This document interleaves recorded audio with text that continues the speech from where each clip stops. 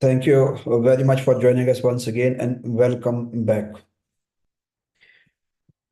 We are discussing today excluded activity. This is our core topic, and we know this that the UE corporate tax guidance guide has been issued a couple of weeks before, and our focus is on the free zones, specifically the guide that has been issued on the free zones. And one more development is there. Yesterday, FTA, the Federal Tax Authority, has issued one public clarification. We'll go through the public clarification quickly as well. What are the changes? What are the key things that we were looking into specifically this public clarification? This is the first public clarification. This is on the registration process. And they have given a lot of clarification on the registration. We'll go to the key areas, then we will jump to the excluded activities.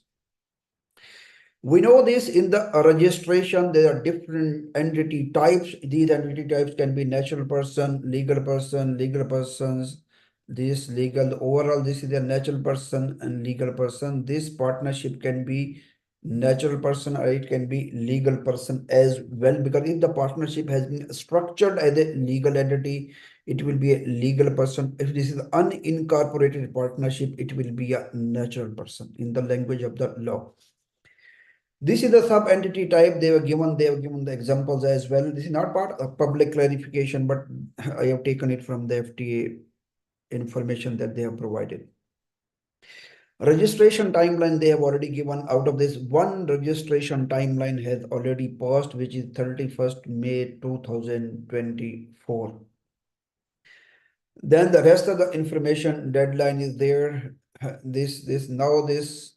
the registration timeline, they have given one public clarification yesterday. What are the key points of the public clarification? These are the key points of the public clarification that had been issued by the FTA on the registration. First thing is, they said, if your business is registered on or before 1st of March 2024, might be this is not an active business, might be you having a serious business or business activity, might be you are in the process of liquidation, but still license has not been cancelled. Either you have active business, either you are in the liquidation process, either you are not conducting any activity, still a registration obligation is on you. And you need to get your business registered as per the timeline that has been given by the FTA in the decision number 3 in 2024. This decision number 3 in 2024. So first thing is clear, because a lot of people were asking, they are not conducting any activity, their license has expired, they don't want to do any business in the future. Do they need to get themselves registered or not? This thing has been cleared now. This is very straightforward. If you have a license in your hand, you are not doing anything, you are not conducting any relevant activity, any business activities, you are in the liquidation process, still you are liable to register as per the guideline provided by the FTA and a timeline provided by the FTA. Second important thing is, they said this is applicable on the free zone persons as well. Again, a lot of people are asking, they are in the free zone, they are not liable to register for the corporate tax. No, free zone persons are also taxable. Registration and non-registration, it all depends. If you're a natural person having a business income less than 1 million, or you are exempt persons, or you are out of scope persons, then you are not liable to register. Otherwise, you are liable to register for corporate tax. This has been sorted out.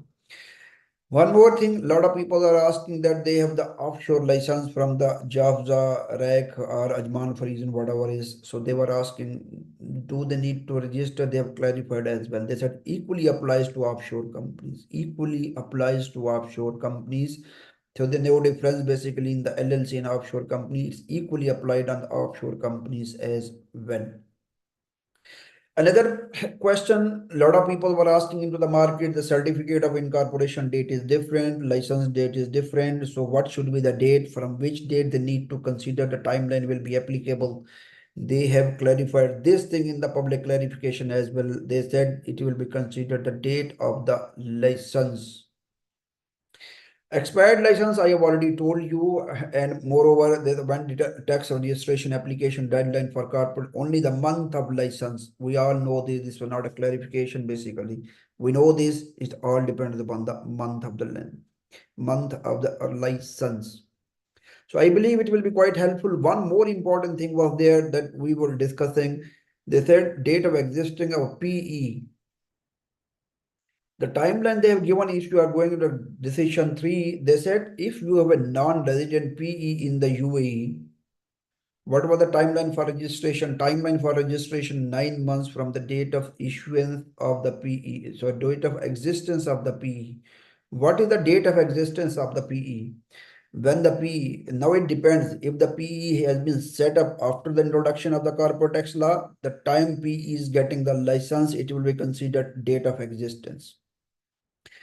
If the PE was existing before 1st of March 2024, means might be PE was existing before that, even PE was existing before the introduction of the corporate tax law. So if the PE has been set up after the introduction of the corporate tax law, the date PE has got license, it will be considered date of existence. And if the PE was set up before the introduction of the law, then the date of existence will be 1st of June 2023. Sorry, 1st of June 2000. 1st of June, the law was effective from 1st of June 2022. So it will be considered the PE when recognized, so it will be considered PE existence date. Moreover, they said in case of any international agreement, if the international agreements are there and double tax treaties are there, these international agreement for the avoidance of double taxation provides for the longer duration to recognize a PE in the UAE other than corporate tax law. The provision in the international agreement shall prevail. So these were the key points of the public clarification that has been issued by the FTA. I believe it will be helpful for all of you. Now jumping to the excluded activities. Excluded activities, we know this is a qualifying free zone person. We have already discussed so many times. So we have discussed who can be the qualifying free zone persons. The juridical person who is registered in the free zone, that will be considered a qualifying free zone person. And the qualifying free zone person, if they are generating any income from the by studying in the qualifying by becoming a qualifying free zone person, that income can be a qualifying income, can be non-qualifying income as well. So we discussed that free zone is a designated and defined geographic area. We have already discussed the same thing so many times. And if you are still have any doubt about the free zone, you can go through this. If you have doubt about the designated zone, you can ask from your respective authority, are you falling in the designated zone or not. We know this is free zone persons are only juridical persons. Natural person cannot be a free zone person. We will discuss this diagram. Might be you can remember this chart. We said person can be natural, juridical. Natural person cannot become a free zone person. Person can be juridical. Juridical person in the free zone, yes, they can become a qualifying free zone person. If they are out of the free zone, they cannot become a qualifying free zone person as well. We all know that there are 6 conditions to be considered as a qualifying free zone person, and these 6 conditions are not elected, maintain adequate substance, complies transfer pricing, derives qualifying income. These are the 6 conditions. Out of these 6 conditions, when we were discussing that the qualifying free zone person derives a qualifying income, when the qualifying free zone person derives qualifying income, we have categorized this discussion into 2 categories. These 2 categories were basically the qualifying income of the qualifying free zone person can be overall categorized into 5 categories, like revenue generated from the other free zone person, except the excluded activity. This is our core topic. So revenue generated from other free zone persons, where the other free zone person is the beneficial recipient, but this revenue is not coming from the excluded activities. But the question arises, what are the excluded activities? In the same way, they said revenue derived from the non-free zone persons from qualifying activities, what are not excluded activities. So one thing is very common. So even you are generating revenue from the free zone businesses where they are the beneficial recipient or they are not the beneficial recipient. If your activity is excluded activity, it will not generate qualifying income. And this excluded activity can be for any transaction with the free zone person. It can be for any transaction with the non-free zone persons as well. So we cannot say that if the qualifying free zone persons is dealing with the free zone businesses, then only excluded activities will be there. No. If the qualifying free zone person is based in the free zone, either the person is dealing with the free zone persons, either the free zone persons are the beneficial recipient, either the free zone person are not the beneficial recipient, either the qualifying free zone person is dealing with the non-free zone persons. In all of the cases, if the activities is excluded activity, it will not generate qualifying revenue. So this excluded activity, while discussing the excluded activity, we discuss this qualifying free zone person. There is a possibility this qualifying free zone person can generate income from the same free zone, from the other free zone, from the UE mainland, or from the anywhere across the globe. These are the 4 zones. So it doesn't matter this qualifying free zone person is deriving income from zone 1, zone 2, zone 3, or zone 4. It all depends. If the activity is excluded activity, this activity will not generate qualifying income. So what are the excluded activities? So these are the 5 excluded activities. Principally, these are the 5 excluded activities, but they said at the end that any other activity which is incidental to these activities, it will be considered excluded activity as well. The first, if a qualifying free zone person is having any transaction with the natural person, that will be considered excluded activities. So natural person, what are the natural person? Sole establishment is a natural person, keep in mind. Unincorporated partnership is a natural person. Individual is a natural person. Freelancer who has a professional license, that is a natural person usually.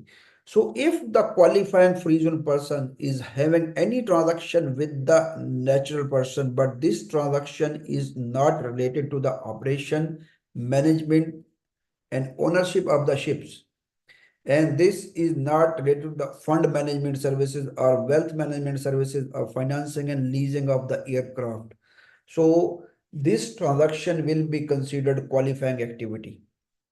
The means, if the qualifying free zone person is financing and leasing an aircraft to the natural person, that will be considered qualifying activity. Income from this activity, revenue from this activity will be considered qualifying revenue. If the qualifying free zone person is managing, operating, or owning the ships from that is generating revenue, that will be considered qualifying activity and it will generate qualifying revenue. If the qualifying free zone person is providing fund management services or wealth management services or investment management services, we'll go through the guide as well. So all these services will be considered qualifying activities. So for the natural person, if the qualifying free zone person is providing the services to the natural person, might be that natural person is on the mainland or in the free zone. Might be that natural person is zone 1, zone 2, zone 3, or zone 4.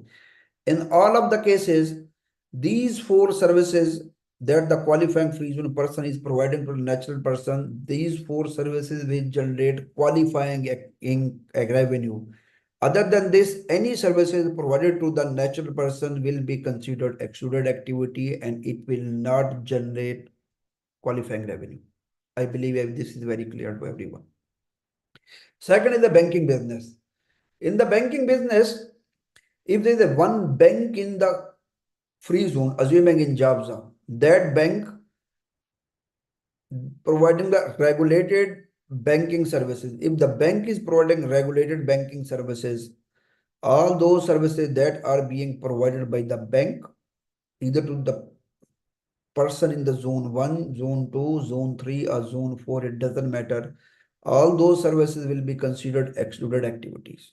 Lot of services that bank is providing, but these services are not being provided as an individual standalone capacity, it will fall under the banking activities as well.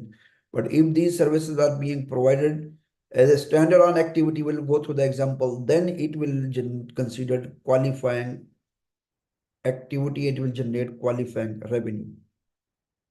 So for the time being, we can say that we'll discuss in the guide as well. For the time being, we can say if these services are being provided by the banks, it will fall under the excluded activities. And it doesn't matter wherever is the customer, zone 1, 2, 3, 4. Insurance activities and insurance activities are excluded activities. Reinsurance are qualifying activity. If this insurance company in the free zone and that insurance company is providing insurance services to the life and life contract, non-life contract, these are actually typically insurance services to hedge the risk, and the company is signing the contract, and these are regulated insurance services. If these are the regulated insurance services, then law says these regulated insurance services will be considered qualifying activities. It doesn't matter wherever the customer in zone 1, 2, 3, or 4. But if any business is within the free zone, this is a qualifying free zone person. This qualifying free zone person is providing reinsurance services or headquarter services to the related party. Then the law says it will be considered qualifying activity and it will generate qualifying revenue. We'll go to the example in the guide. So first we discuss natural person. Second we discuss banking business. Third we discuss insurance services. Fourth is the finance and leasing activities. Any type of financing, any type of leasing activity, they said these will be considered excluded activities, but except three. If this financing and leasing is of the ships or aircraft or financing is to the related party, then it will be a qualifying activity. Other than this, every type of financing, every type of leasing, it doesn't matter. Customer is in zone 1, zone 2, zone 3, or zone 4. In all of the cases, it will be considered excluded activities. So the one company in the free zone, that free zone is a qualifying free zone person. That qualifying free zone person is providing any type of financing to the related party, that will be considered qualifying activity. If that person is providing ships on lease or aircraft on lease, that will be considered qualifying activity. Other than this, all will be considered non-qualifying activity, excluded activity. This is another clause. Immovable property. Immovable property except one stream. For the immovable property, we have one specific this immovable property. They said one stream of income from the immovable property is generating qualifying income. Other than this, all income of the immovable property, it will be considered non-qualifying income, excluded activities. What is that one stream of income? There, the person is a qualifying free zone person. First condition. Property is in the free zone. Yes. Transaction has been made with the other free zone person. Yes. Property is a commercial property not used for accommodation or residence purposes. Hotels, motels, service apartment, all these are the property. Though these are the commercial property, but these are not being used for business purpose. These are used in accommodation purposes. So these are being used for accommodation purposes. So it will fall under the excluded activities. Property is being used exclusively for business purposes. If all these conditions are being fulfilled, then we can say yes. If all these conditions are being fulfilled, then we can say yes, this is the qualifying income. Other than this, any income from the immovable property will be considered non-qualifying income. So for the immovable property to be classified as a qualifying income generating activity, the property must be here in free zone, in this free zone or this free zone. Transaction is being made with the free zone person, with the here or where person is here. If the property is here or if the property is here, so it will be straightforward. Considered this is not a, this is excluded activity. This is not a qualifying activity that will generate qualifying income. So activity is in the free zone, property in the free zone, property is a commercial property, property is being used for business purposes, property is not being used for hotel, motel, service apartment or accommodation purposes. transaction is being made with other free zone person. Property is here in the zone 1 and 2, and the party with whom this transaction is being made, that party must be in zone 1 or in zone 2. So property is in the free zone. The party with whom this transaction is being made, that is in the free zone as well. If both of these conditions are being fulfilled along with the other condition, that it will be considered a property that is generating qualifying income. Otherwise, it will be considered excluded activities. Now, we have discussed this thing. All transaction with the natural person were discussed in detail. Banking business were discussed. Insurance business were discussed. Finance and leasing we have discussed. Property we will discuss. Any activities which are incidental. These activities cannot be performed on standalone basis. These activities are being performed to support the first 5 activities that will be considered as excluded activity as well. So this is a summary. Now the question is intellectual property. Immovable property, there are chances it can be 0 rated or it can be a 9%. I'm repeating, immovable property, if all those conditions are being fulfilled for the immovable property, if all these conditions are being fulfilled for the immovable property, then it will be considered 0% income generating, revenue generating qualifying activity. If any of these conditions is not being fulfilled, then the property revenue will be straightforward subject to tax. We have already discussed in our previous slides. So this is the same situation with the intellectual property as well. So immovable property taxation is 0% and 9%. Immovable property taxation is 0% and 9%. In the same way, intellectual property taxation is 0% and 9%. So commercial property has been classified in the excluded activity, then why the non-qualifying intellectual property or non-qualifying income of the qualifying intellectual property have not been classified as part of the excluded activity? This is the question I'm leaving for you. Might we will discuss again, and I'm going to do some more research on it as well, why it has not been classified under the excluded activities. Basically, if you are going to essence is same. Immovable property is generating 0% and 9%. And in the same way, qualifying intellectual property is generating some portion 0%, remaining all is intellectual property 9%. If you are going into the intellectual property can be classified qualifying intellectual property or non-qualifying intellectual property. This non-qualifying intellectual property straightforward subject to tax at 9%. Qualifying income subject to tax at 0%. And non-qualifying income of the qualifying intellectual property straightforward subject to tax at 9%. So 2 classes of taxation for the intellectual property, 0% or 9%. 2 classes of taxation for the immovable property, 0% and 9%. Immovable property is a part of the excluded activities in the guide. Then why this intellectual property is not part of the guide?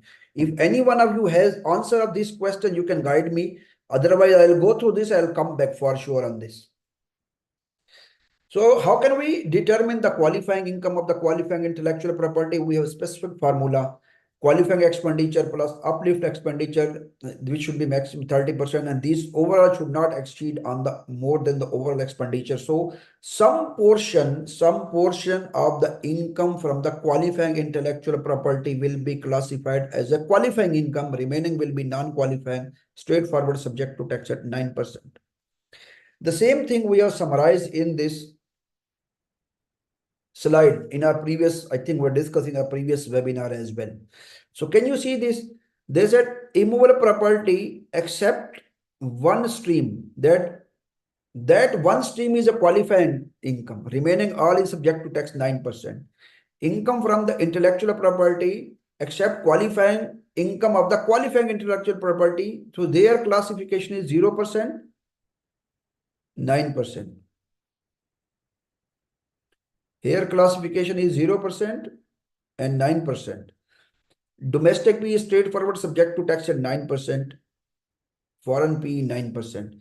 If this 0% will fall under the qualifying revenue. This 0% will fall under the qualifying revenue. 9% will fall in this box.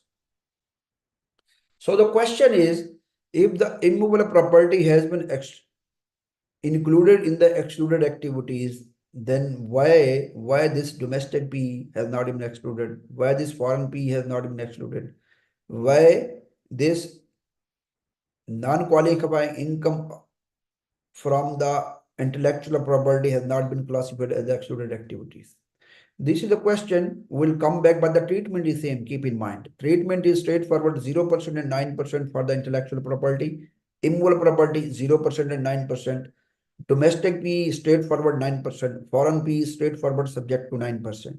Remaining income will be considered total income, and based upon this, we have already discussed, we will apply the de-minimis criteria. So I was just thinking this, if we are mapping the excluded activities like this is already been given in the guide, this given, this given, this given, this given.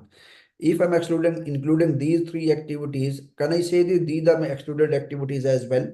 Non-qualifying income of intellectual property, revenue from domestic P, revenue from foreign P, any incidental activities related to this.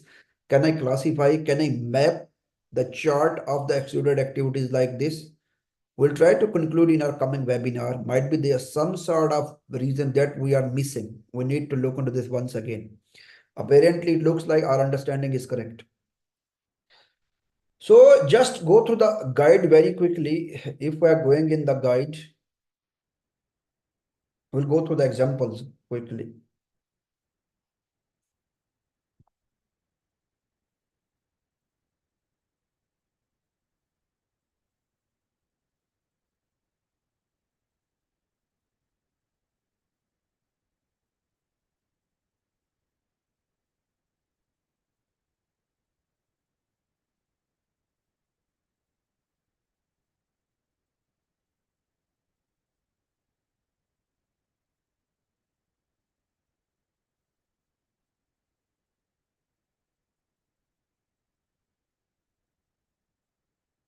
In the example, we're discussing excluded activities, and these are the excluded activities. We have discussed that any transaction that is being made with a natural person, but this is not ships, fund management, wealth management, investment management, aircraft, banking, insurance, finance and lease, ownership, immovable property that we discussed, ancillary activity we have discussed as well. This is the one example. They said company G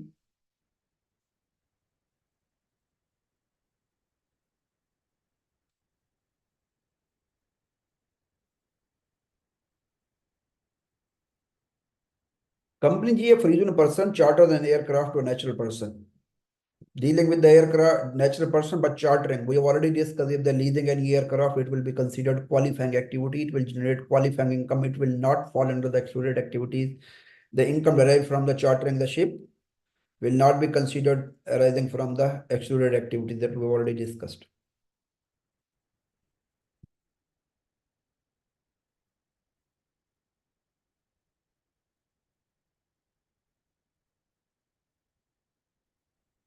Okay, restaurant in a free zone. Restaurant, company H, a free zone person, operate a restaurant. When the company is in the free zone, might be this is a qualifying free zone person, and this is a restaurant. Restaurant will be serving food to the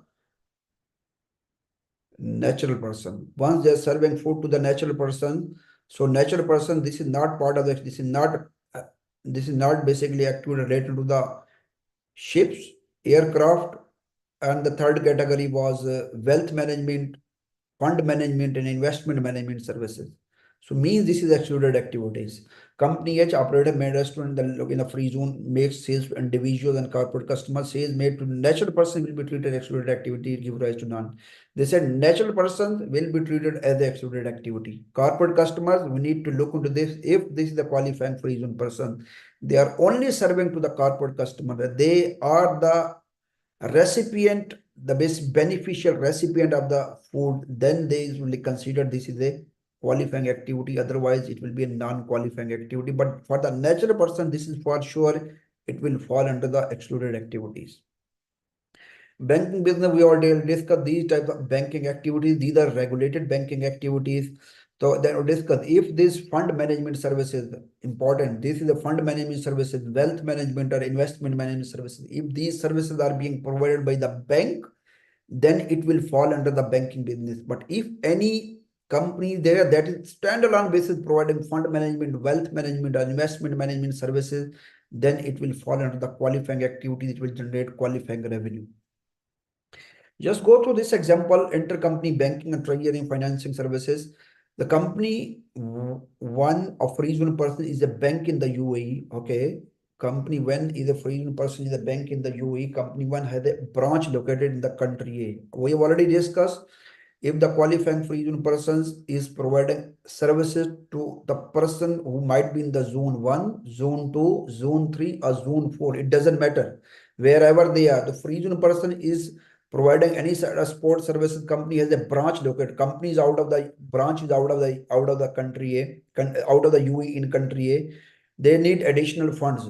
So funds are being provided to a related party which is out of the UAE. Any type of financing we have discussed already. Any type of financing to the related party, it should fall under the qualifying activity, should not fall under the excluded activity. We have this leasing and financing we have already discussed. Can you look financing and leasing activities other than treasury and financing services to related party? Now financing services are being provided to the related party, so it will not fall under the excluded activities. So they will discuss the same thing over here. Insurance services, we have already discussed. Insurance services are excluded activities, but reinsurance and headquarter services will generate the qualifying revenue. Just go through this example. Company A, headquarter in a free zone, is a large multinational company and has several group companies. One of the group companies, company one, a free zone person engaged in the insurance services. So headquarter is in the free zone. Another company, which is a group company, that is also in the free zone, that is providing insurance services. We know these insurance services are excluded activities. Company one provides insurance policy to both natural and juridical persons, right? Including life and non-life insurance products. These activities are subject to regulatory oversight, because if these are not subject to regulatory oversight, it will not fall under the excluded activities.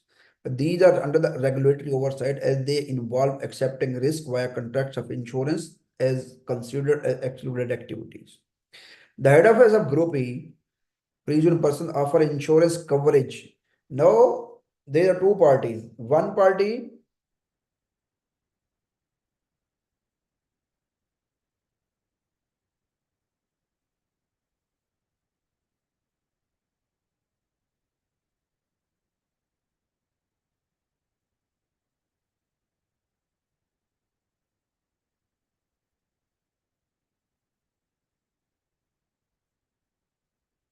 okay, here we were here, sorry. We are here. The two parties. Here, this is one company that is connected with the another company which is part of the group. This company is contacted with the customers. Now, if whatever the services are being provided with insurance company to the customer, it will be excluded activities. But whatever the services are being provided by the group company to other group company, they said these are falling under the headquarter services. These are not insurance services, because the head office of the group is providing insurance coverage to the insurance company. The head office is not signing contract of the insurance. The head office is not hedging the risk. The head office is not signing any life and non-life insurance contract, but they are supporting. They are providing coverage to the insurance company. It will fall under the headquarter business. It will be considered qualifying activity. Financing and leasing, we have already discussed. This is basically the same thing. The one example, company J, a free zone person, is a regulated lessor. J is a regulated lessor. Company J enters into a hire purchase agreement under which it leases a forklift. Hire purchase agreement leases a forklift to a lessee for consideration, irrespective of the location of the lessee. The transaction is considered following. Now, leasing we have already discussed. If the leasing services are being provided, this is not leasing of the aircraft, ship. This is not financing and sport services to the related party, then leasing will be considered other than ship and other than aircraft. Leasing will be considered excluded activities. And this is the leasing of the forklift. Once this is the leasing of the forklift, it will be considered excluded activity, because this is not leasing of the aircraft and this is not leasing of the ship. This rental income derived from the leasing activity considered an excluded activity. In the same way, financing. Now, financing to the related party by the qualifying freezone person is a qualifying activity. Other than this, financing is a non-qualifying activity. Company A freezing person regulated a non-banker lender. Company A makes a loan to the borrower. That is not a related party. Not a related party. This is very important. If this is not a related party, straightforward, it will fall under the excluded activities because only financing to the related party is a qualifying activity.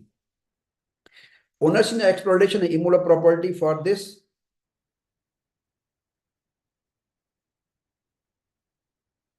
Section 8. We can go through that quickly. Section 8.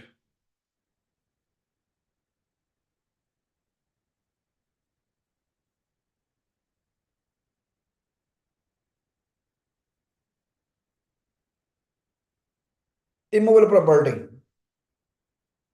Immovable property, we know the definition: land, building, infrastructure, fixed equipment. Other than the contrary, movable infrastructure will not fall under the immovable property.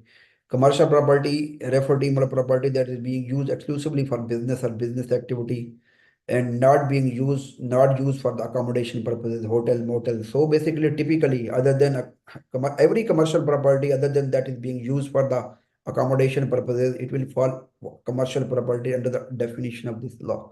Immovable property, this is the same thing that we have discussed. Basically, if the property is in the free zone, the person with whom transaction is being made, that is in the free zone, property is being used for business purposes, this is not for accommodation.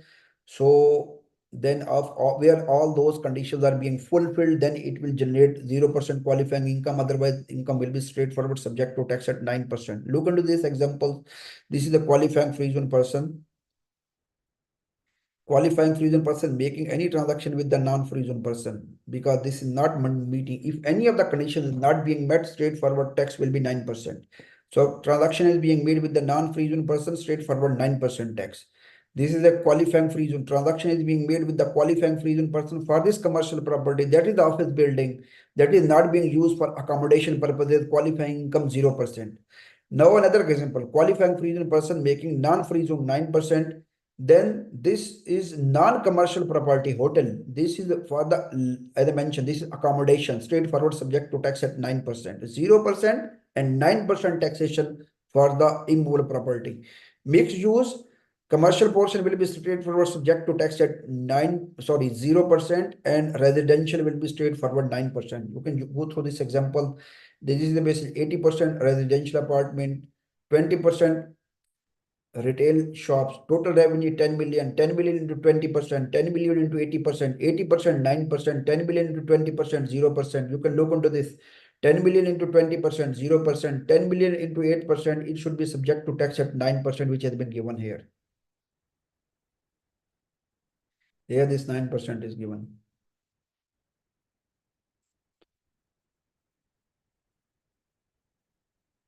There this is 9%. I don't know. Okay. Mixed use of hotel, the same treatment for the hotel as well. Commercial area, straightforward, it will be qualifying income. Non-commercial area, it will be straightforward, subject to tax at 9%. If you are going to the intellectual property, the treatment is same, 0% and 9%. Just go through the examples here. Income in a tax period, 200,000 qualifying intellectual property, 100,000 from the other intellectual property. The qualifying income determined under the formula this. G, qualifying income arising from qualifying intellectual property is 60,000. The income from qualifying intellectual property exceeding this is 140,000. So the taxable is not qualifying, straightforward, subject to tax at 9%. Qualifying income 0%. Other than this, 9%. This is over from my side. If you guys have any question, you are most welcome.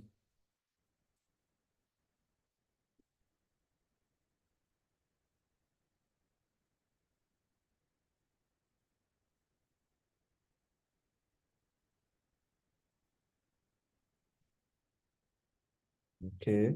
When related party insurance, reinsurance, or financing qualifying activities, this requires the entity to retain potentially large amount of capital, which needs to be invested before it is deployed. Can you provide some commentary so as to what investment would generate incidental activity, which would not? Very straightforward. We can go through the example as well. Incidental means any activity which is compulsory and necessary to perform the activity, that is incidental. If you have surplus, you are putting surplus somewhere else, you are generating revenue. This is not incidental, because without this putting money into the surplus, then still you can generate the revenue. But this is not incidental activity. This is for sure.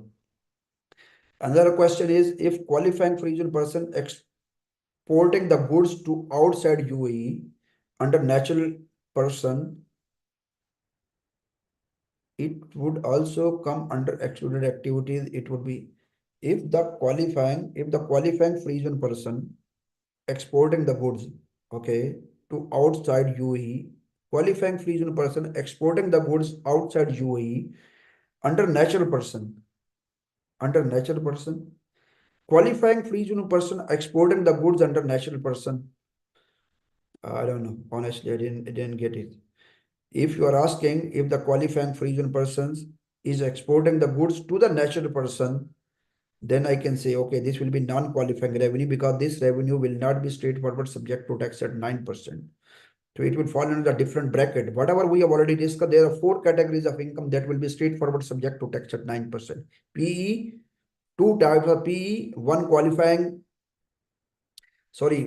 commercial property, one related to intellectual property. A parent company outside UAE. Third question. A parent company outside UAE and a branch office is in the free zone. Any cross charging by the free zone company to outside UAE company, will it be considered an income? Free zone persons is charging to the company which is outside the UAE. Will it be considered an income? It should be, because if the company is charging to any party which is out of the UAE, it will be considered income of the branch office in the free zone. And then we need to look into the status of the branch. Is this a qualifying free zone person, non-qualifying free zone person? Then we need to look into what type of activity the branch is performing. But this is for sure, it will be considered revenue. The reason is basically law says for the PE of the non-resident person in the UAE sourced income will be subject to tax. So it should be subject to tax. Principally, this is a branch and main company, parent company. Principally, this is one company under the one umbrella, but branch is in different jurisdiction and the parent company in different jurisdiction. Whatever the income that is being generated from the UAE, that income will be subject to tax in the UAE. So that's why UAE sourced income will be subject to tax in the UAE. So for this, that will be considered revenue, but we need to look into this. This is the qualifying revenue or non-qualifying revenue. One more question. If a DMCC free zone company import and export goods in Jebel Ali free zone and goods do not enter UAE, goods are in the designated zone, but company is in free zone. What is for the distribution business? You must be based in the designated zone. If you are not based in the designated zone, you cannot enjoy 0% corporate tax relief. You are SIGA in the designated zone, and your adequacy test should be in the designated zone. If you wanted to sit in the free zone, at least you need to outsource SIGA. You need to outsource you need to outsource SIGA to any party which is in the designated zone. It must be supervised. If you are deploying this strategy, then it will be fine. But SIGA must be performed in the designated zone if you wanted to enjoy 0% relief on the distribution business. And what is the designated zone? They have given the list. If this is not falling under the list, you need to ask from your respective tax authority. From the respective free zone. If the sole establishment revenue is less than 1 million, do they want to register for CAT? No, this is exempt. Sole establishment having a revenue less than 1 million, they are not liable to register. They are exempt from corporate tax. But what is the revenue in the Gregorian calendar year? They need to consider revenue from all businesses, from all sale of assets as well. Just keep in mind. Oh guys, thank you very much. And it was nice speaking to you once again, and have a lovely day. Thank you very much. Lovely evening. Thank you. Bye-bye. Bye-bye.